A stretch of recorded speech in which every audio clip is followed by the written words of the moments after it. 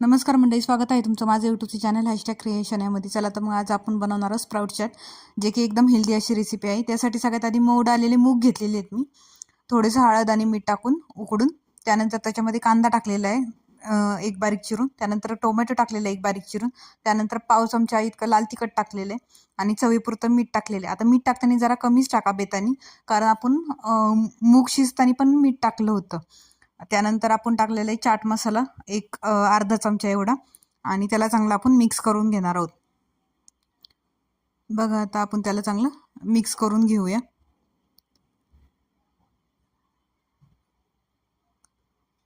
हे एकदम हेल्दी असं ब्रेकफास्ट आहे, जो तुम्ही नक्की ट्राय करा आणि छान लागतं. लहान मुलांनाही आवडतं, ते आवडीने खातात नाही का, त्यासाठी.